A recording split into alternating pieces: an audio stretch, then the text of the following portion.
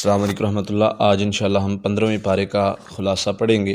سب سے پہلے اللہ تعالیٰ نے یہاں پر سورت بنی اسرائیل سے شروع ہو رہا ہے، تو سب سے پہلے اللہ تعالیٰ ذکر کرتے ہیں سبحان الذی اسریٰ بعبدہ، ہم نے اپنے بندے کو سیر کروائی، پاک ہے وہ ذات جس نے سیر کروائی ہے مسجد حرام سے مسجد اقصیٰ تک، اور آگے اللہ تعالیٰ نے آسمانوں کی سیر کروائی۔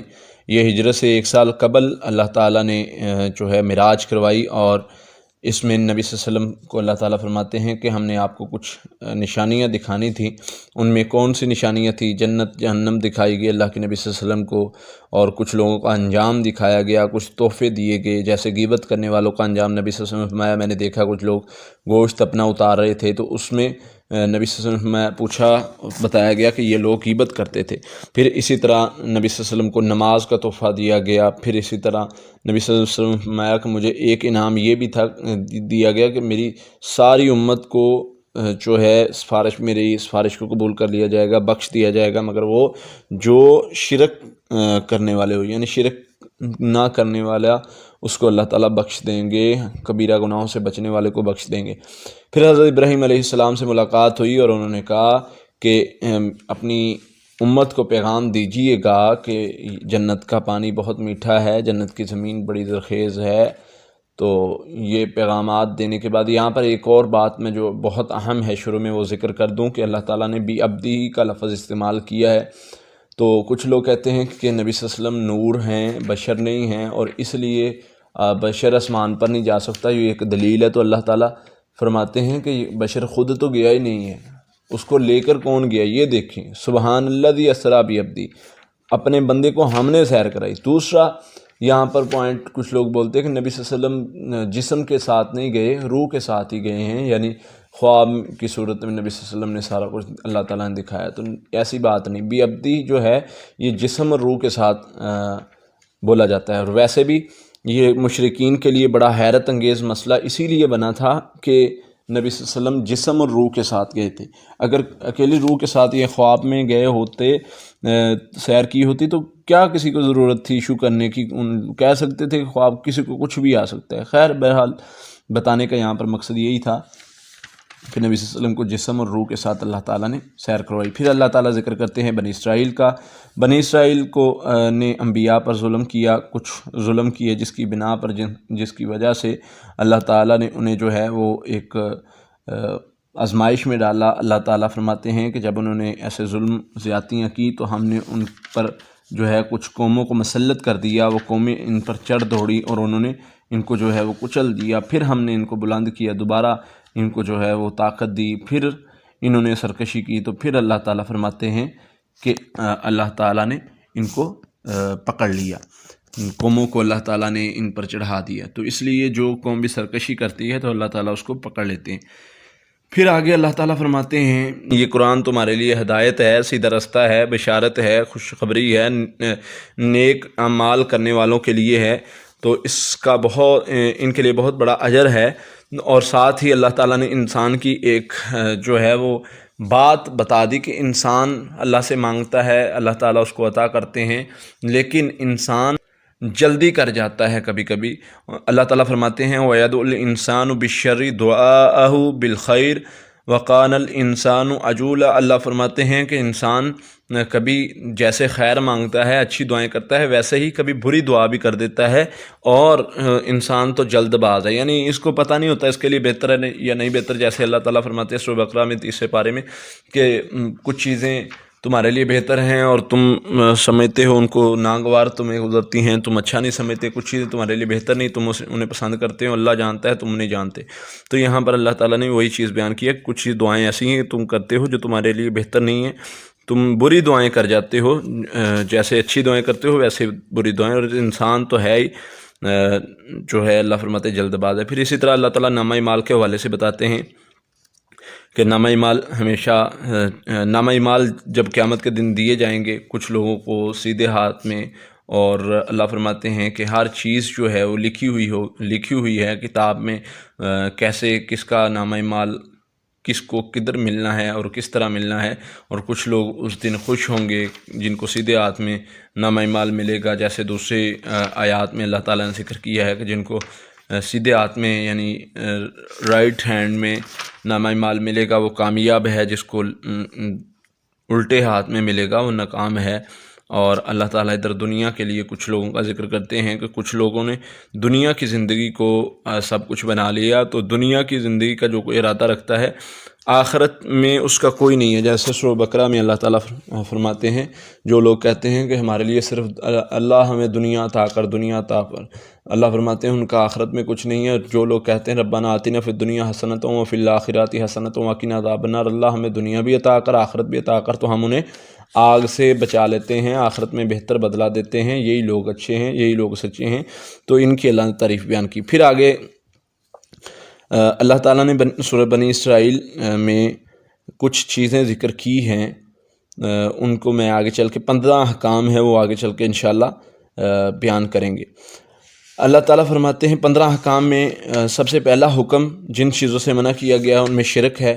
اللہ تعالیٰ فرماتے ہیں کہ اپنے رب کے ساتھ کسی کو شریک نہیں ٹھہرانا، پہلا حکم تمہارے لیے یہ ہے۔ پھر دوسرا والدین کے ساتھ اچھا سلوک کرنا ہے، اگر وہ تمہیں بڑھاپے میں پہنچیں اور تمہیں کچھ بھی کہیں تو تم نے اف تک نہیں کہنا، سب سے بڑا گناہ شرک ہے، اور اس کے بعد والدین کی نافرمانی ہے۔ پھر تیسرا اللہ تعالیٰ نے قرآن میں فرمایا ہے سورہ بنی اسرائیل میں کہ قرابت کا حق دینا ہے، ان کا حق نہیں مارنا، رشتہ داروں کو اس کا حق دینا ہے، اور مساکین کو، مسافروں کو، اور ان سب کو ان کا حق دینا ہے، ان کے خیال رکھنا ہے، ان سے برا پیش نہیں آنا، اور بے جا خرچ نہیں کرنا، فضول خرچی بھی نہیں کرنی، یہ بھی اللہ تعالیٰ نے روکا ہے۔ فرمایا جو فضول خرچی کرنے والے ہیں ان المبصرین کانوا اخوان الشیاطین، اللہ فرماتے ہیں فضول خرچی کرنے والے شیطان کے بھائی ہیں، تو جو لوگ فضول خرچیاں کرتے ہیں وہ یہ بات یاد رکھیں۔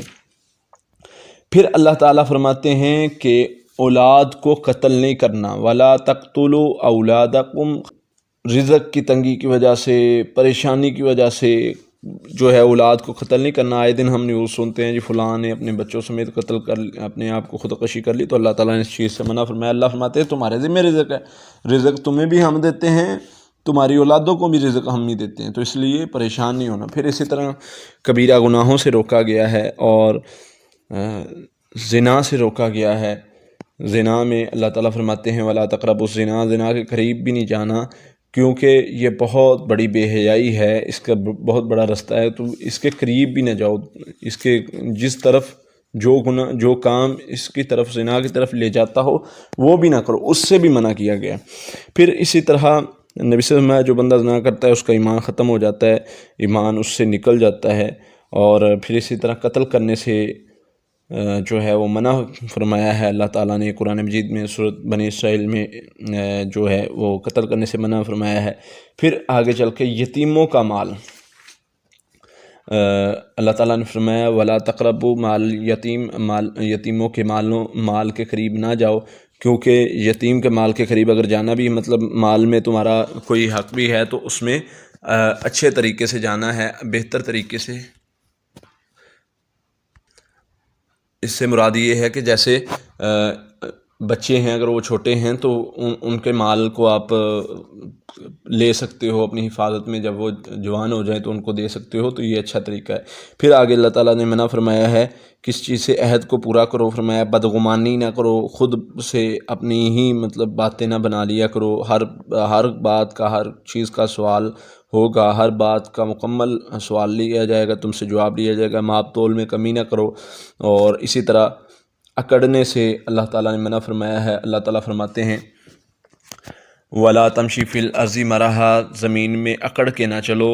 اللہ فرماتے ہیں نہ تو تم زمین کو پھاڑ سکتے ہو، نہ پہاڑوں کو جو ہے وہ ان پہاڑوں کو اکھاڑ سکتے ہو، یا پہاڑوں جتنا تم لمبے ہو سکتے ہو، کچھ بھی نہیں ہو انسان تم، تو زمین پر اکڑ کر نہ چلو۔ جو یہ کام کرتا ہے اللہ تعالیٰ نے اس کے لیے بہت یعنی کہ پکڑ رکھی ہے۔ اللہ فرماتے ہیں نبی صلی اللہ علیہ وسلم فرمایا جو بندہ جس کے لیے دل میں ایک رائی کے دانے کے برابر بھی تکبر ہوگا، اللہ تعالیٰ اس کو بھی جہنم میں ضرور داخل کریں گے۔ پھر اسی طرح آگے اللہ تعالیٰ کی تعریف، حمد و ثنا کا ذکر ہے کہ اللہ تعالیٰ کی تعریف ہر چیز کرتی ہے۔ اللہ تعالیٰ فرماتے ہیں کہ دنیا جہان میں کوئی بھی چیز ہے تم نہیں جانتے، ہر چیز اللہ تعالیٰ کا ذکر کرتی ہے۔ پھر ان لوگوں کا ذکر ہے جو لوگ قرآن تو سنتے ہیں لیکن ان کے کانوں پر اللہ تعالیٰ نے پردے ڈال دیے ہیں۔ وَإِذَا قَرَأْتَ الْقُرْآنَ، اللہ تعالیٰ فرماتے ہیں جب تم قرآن پڑھتے ہو تو ان کے کانوں کے درمیان، جو لوگ ایمان نہیں لائے ان کے کانوں کے درمیان ہم نے پردہ ڈال دیا ہے۔ جو ایمان نہیں لاتے وہ پشیدہ پردہ ہے، وہ آپ کی بات کو سنتے ہی نہیں ہیں، وہ اس طرح کے بن گئے ہیں۔ تو ان کو اللہ تعالیٰ نے جن کو اللہ تعالیٰ نے ہدایت ہی نہیں دینی، تو ان لوگوں کو اللہ تعالیٰ نے پردہ ڈال دیا، یہ بات کو یہ سنتے ہی نہیں، سمجھتے ہی نہیں ہیں۔ اور اگر یہ آپ اکیلے پڑھ رہے ہوں، ذکر کر رہے ہوں، تو یہ اللہ فرماتے ہیں کہ پیٹھ پھیر کے دور چلے جاتے ہیں، آپ کی بات کو، آپ کی نصیحت کو سنتے ہی نہیں۔ یہ تو ایسے لوگ ہیں۔ پھر اللہ تعالیٰ فرماتے ہیں کہ آگے یہ سوال کرتے ہیں کہ کیا ہم مرنے کے بعد دوبارہ اٹھائے جائیں گے؟ اللہ فرماتے ہیں کہ ہاں، تم دوبارہ اٹھائے جاؤ گے۔ انہوں نے کہا کہ جب ہماری ہڈیاں ریزہ ریزہ ہو جائیں گی، ہم ختم ہو جائیں گے، تو ہم کیا دوبارہ پھر بھی اٹھائے جائیں گے؟ اللہ فرماتے ہیں ہاں، تم پتھر کے بن جاؤ، لوہے کے بن جاؤ، ہاں تم اٹھائے جاؤ کہ اللہ تمہیں اٹھائے گا، تم جو مرضی جہاں مرضی بھاگ لو۔ پھر اللہ تعالیٰ نے اسی صورت میں حکم دیا ہے کہ اچھی بات کرنی ہے، آپس میں اگر کوئی بات کرنی ہے، وَقُلْ لِعِبَادِي يَقُولُ الَّتِي هِيَ أَحْسَنُ، اللہ فرماتے ہیں شیطان تمہارے درمیان جو ہے وہ جھگڑا ڈال سکتا ہے، شیطان انسان کا کھلا دشمن ہے۔ اگر آپس میں بات کرنی ہے تو اچھے طریقے سے، یعنی ایک دوسرے کے ساتھ کوئی بحث ہے، کوئی بھی مسئلہ مسائل ہے تو اس کو اچھے طریقے سے ڈیل کرنا ہے، نہ کہ اس طریقے سے۔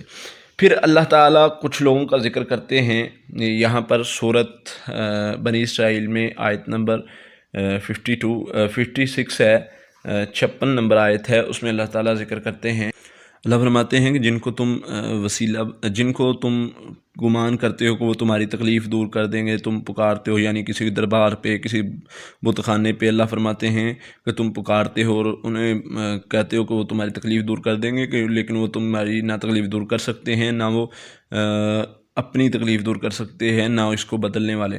پھر اللہ تعالیٰ فرماتے ہیں اولئک الذین یدعون یبتغون الی ربہم الوسیلہ، اللہ فرماتے ہیں کہ کچھ لوگ جنہیں تم وسیلہ بناتے ہو، جنہیں پکارتے ہو وسیلہ بنانے کے لیے کہ وہ تمہارا وسیلہ بنے، تو اللہ فرماتے ہیں کہ وہ تو خود اب وسیلہ ڈھونڈ رہے ہیں۔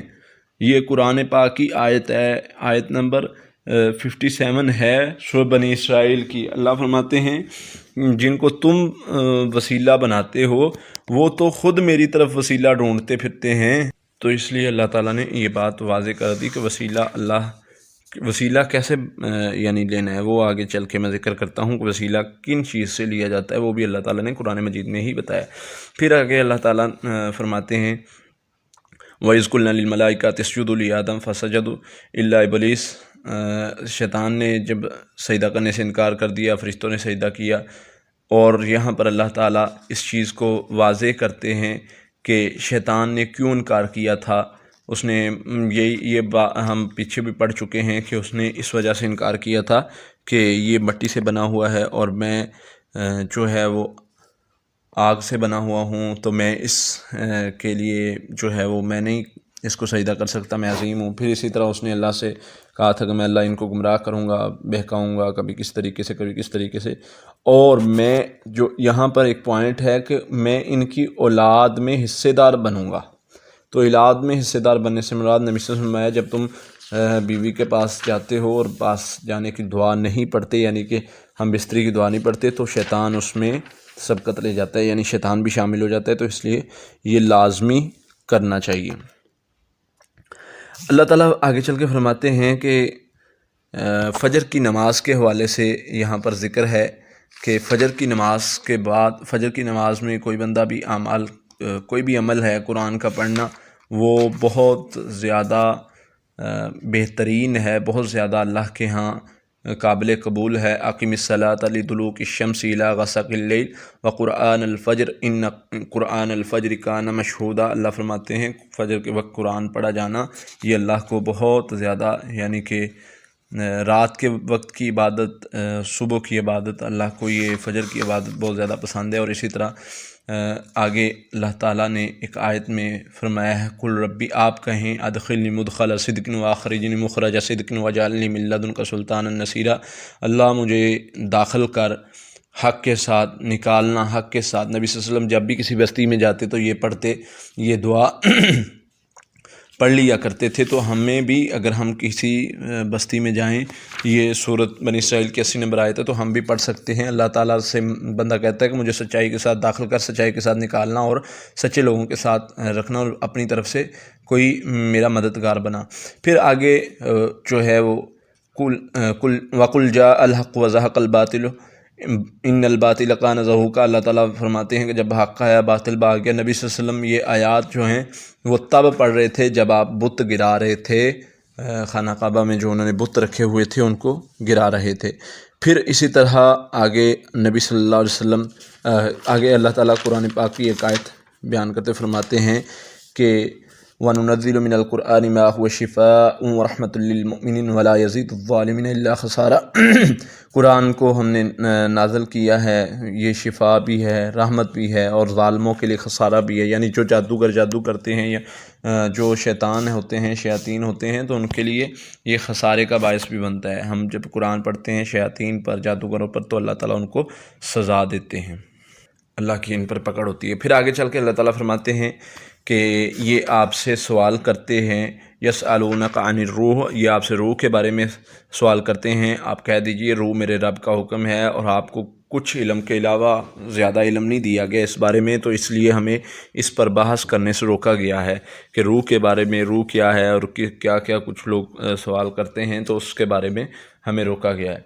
پھر اللہ تعالیٰ نے آگے جنوں اور انسانوں کو ذکر کیا ہے۔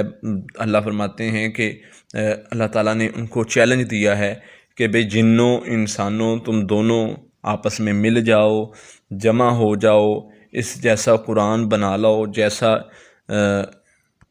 اللہ فرماتے جیسا یہ ہے اس جیسا تم بنا لو، مگر تم یہ کر نہیں سکتے، چاہے تم بعض کے دوست بن جاؤ، ایک دوسرے کی مدد ہی لے لو، لیکن تم یہ کام کبھی نہیں کر سکتے۔ یہ اللہ نے یہ چیلنج دیا ہے۔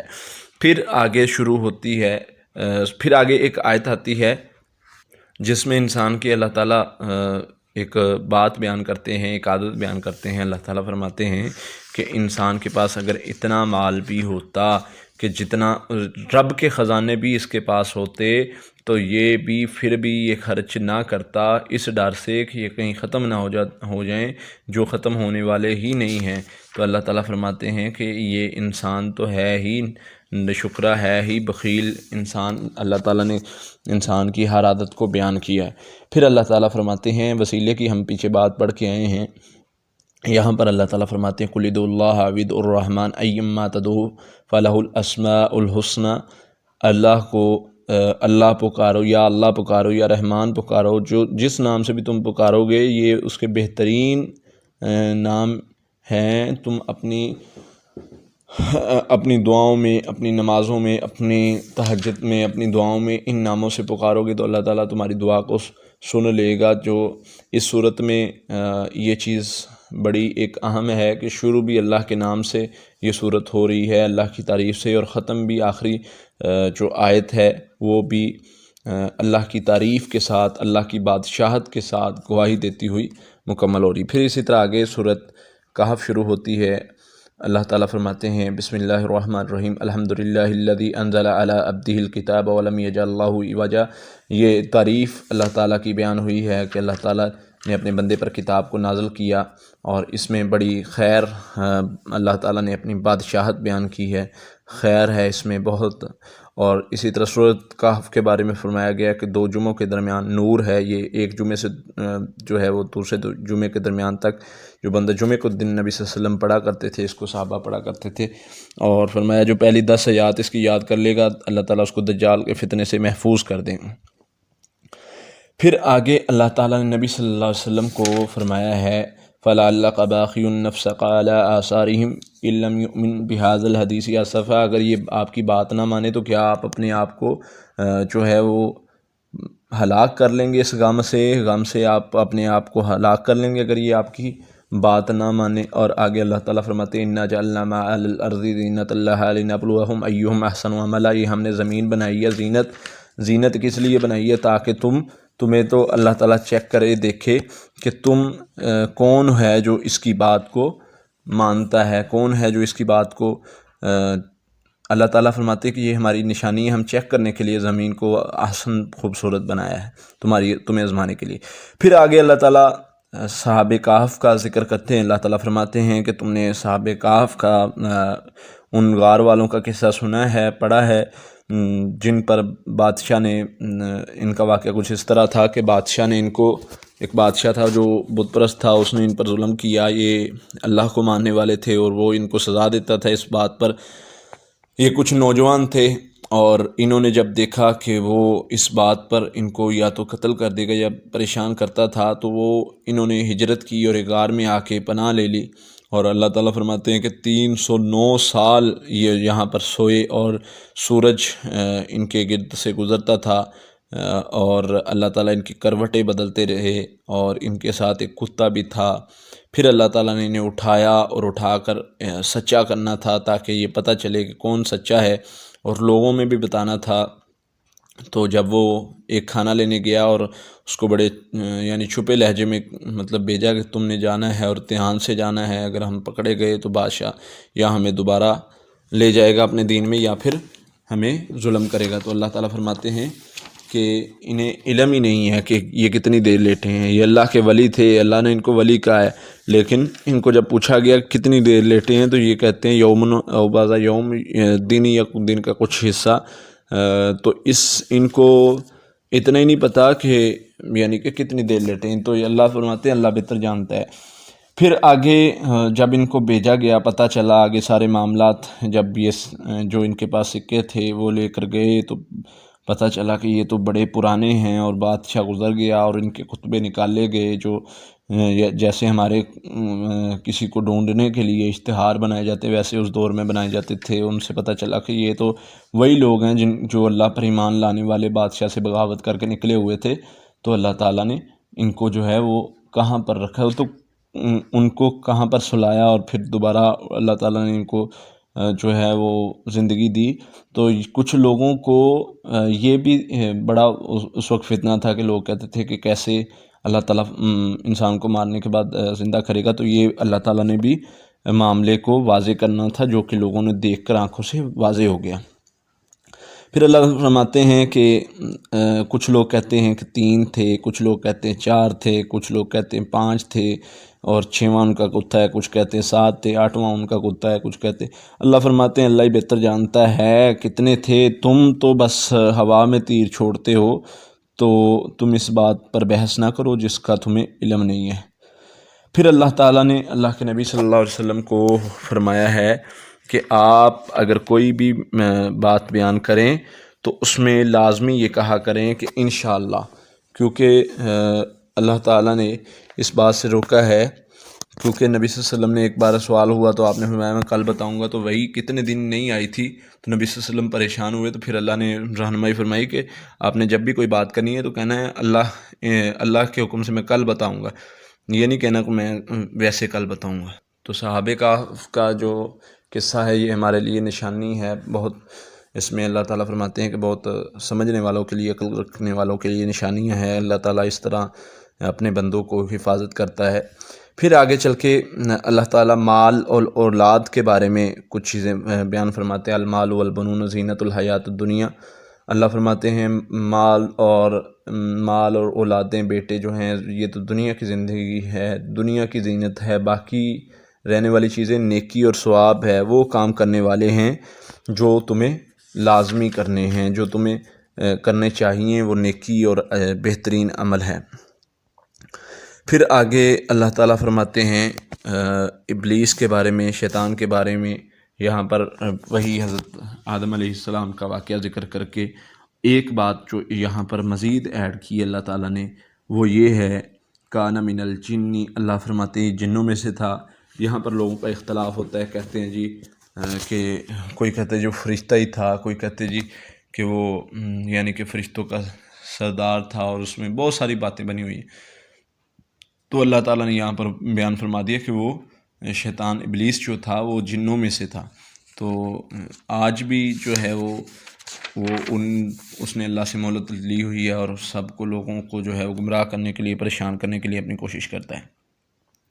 اللہ تعالیٰ فرماتے ہیں، ساری باتیں بیان کر کے اللہ فرماتے ہیں کہ یہ مثالیں بیان کی جاتی ہیں تاکہ تم سمجھو، عقل کرو، عقل کرنے والوں۔ پھر آگے حضرت موسیٰ اور خضر علیہ السلام کا واقعہ بیان کیا جاتا ہے کہ بنی اسرائیل میں جب حضرت موسیٰ علیہ السلام کو خطبہ دے رہے تھے یا خطاب کر رہے تھے، کسی نے سوال کیا کہ سب سے بڑا علم والا کون ہے؟ کہا میں۔ اللہ تعالیٰ نے اس چیز پر ناراضگی کا اظہار کیا کہ آپ نے یہ کہا ہے کہ میں علم والا ہوں، تو اللہ تعالیٰ نے بتایا کہ 2 دریاؤں کے ملنے کی جگہ جو ہے نا، وہاں پر تم سے بھی زیادہ علم والا بیٹھا ہے۔ تو حضرت موسیٰ علیہ السلام ان سے ملنے کے لیے نکل پڑے۔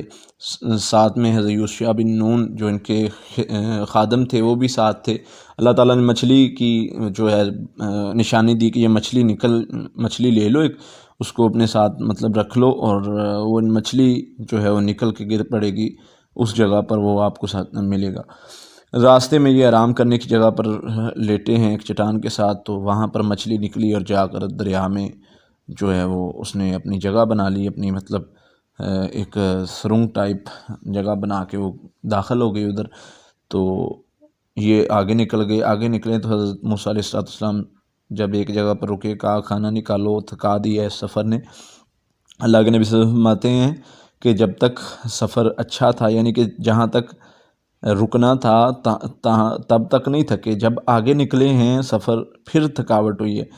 تو خیر یہ جب پتہ چلا غلام نے کہا کہ خادم نے کہا کہ مجھے اس شیطان نے بلا دیا تھا کہ میں آپ کو بتاؤں کہ مچھلی تو وہاں پر نکل گئی ہے، اور مچھلی نے نکل کر وہاں پر ایک راستہ بنا لیا تھا، تو یہ واپس اپنے قدموں پر مڑ کر آئے ہیں، اور آ کر دیکھا ہے، اور وہاں پر ایک جگہ پر جب واپس وہاں پر مچھلی کے پیچھے آئے، وہاں پر دیکھا کہ ایک بندہ بیٹھا ہوا ہے اور لیٹا ہوا ہے۔ تو ان سے پوچھا کہ آپ خاضر ہیں؟ تو انہوں نے جواب دیا، ہاں جی، آپ کون ہیں؟ جی میں موسیٰ ہوں۔ اچھا، بنی اسرائیل والا؟ ہاں جی میں موسیٰ ہوں، میں آپ سے علم سیکھنے کے لیے آیا ہوں۔ انہوں نے کہا کیسے تم علم سیکھ سکتے ہو جس کے بارے میں تمہیں پتہ ہی نہیں ہے، مطلب تم صبر نہیں کر سکو گے میرے ساتھ؟ انہوں نے حضرت موسیٰ علیہ السلام نے کہا کہ میں ضرور صبر کروں گا، میرے پاس بھی علم کچھ اللہ نے مجھے دیا ہے، تو مجھے صبر کرنے والوں میں پاؤ گے۔ اب حضرت خضر علیہ السلام اور حضرت موسیٰ علیہ السلام نکلے ہیں۔ آگے دیکھتے ہیں حضرت خضر علیہ السلام کو دیکھ کر کچھ کشتی والوں نے روک لیا، پہچان لیا، انہوں نے بٹھا لیا، اور بغیر کسی اجرت کے جو ہے وہ ان کو کشتی میں بٹھایا۔ تو حضرت خضر علیہ السلام نے کیا کیا؟ اترتے ہوئے اس کا ایک تختہ توڑ دیا۔ حضرت موسیٰ علیہ السلام کہنے لگے یہ تم نے کیا کیا؟ انہوں نے ہمارے ساتھ بلائی کی اور آپ نے ان کے ساتھ جو ہے وہ یہ کام کیا ہے، تو یہ کیوں کیا ہے؟ تو حضرت خضر علیہ السلام نے کہا کہ میں نے کہا تھا نا کہ آپ میرے ساتھ صبر نہیں کر سکتے، خاموش رہیں، جس بات کے بارے میں علم نہیں جب تک میں نہیں بتاتا۔ تو انہوں نے کہا اچھا چلو میں بھول گیا ہوں، اگر میں دوبارہ کروں تو پھر نہیں، اب بھول گیا ہوں، اب اس غلطی پر مجھے معاف کریں۔ آگے گئے ہیں، حضرت خضر علیہ السلام نے دیکھا ایک بچہ اتر کے جا رہے تھے، بچہ دیکھا، وہ بچہ کو بلا کے اس کے سر میں کچھ مارا اور اس کو قتل کر دیا۔ حضرت موسیٰ علیہ السلام اس بات پر بھی بھڑک پڑے کہ یہ آپ نے کیا کیا؟ یہ تو بچہ جو ہے وہ چھوٹا سا بچہ تھا، اتنا بڑا ظلم کر دیا۔ تو حضرت خضر علیہ السلام نے کہا کہ میں نے کہا تھا نا کہ نہیں بولنا، آپ نے صبر نہیں کیا، تو میں جو ہے وہ آپ کو اب آگے نہیں لے کے جا سکتا۔ انہوں نے کہا اچھا آخری بار اگر میں اب غلطی کروں نا تو مجھے تم نہ بتانا آگے۔ پھر آگے جاتے ہیں کہ ایک بستی میں گئے، ان سے کہا کہ ہمیں کھانا کھلاؤ، انہوں نے کھانا نہیں کھلایا، اور دیکھتے ہیں کہ اس بستی میں ایک دیوار ہے جو گرنے والی ہے۔ حضرت خضر علیہ السلام نے اس دیوار کو دوبارہ بنا دیا، سیدھا کر دیا، اچھی مضبوط بنا دی۔ تو حضرت موسیٰ علیہ السلام کہنے لگے کہ یہ آپ نے دیوار کیوں بنائی ہے؟ ہم چاہتے تو اس کی مزدوری لے لیتے، ان سے کھانے پینے کی چیزیں۔ حضرت خضر علیہ السلام نے کہا کہ اب جو ہے ہمارا جدا ہونے کا وقت آ گیا ہے، اب میں تمہیں بتاتا ہوں کہ کون سی، یعنی کہ کس وجہ سے میں نے یہ سارے کام کیے ہیں۔ تو یہاں پر 16واں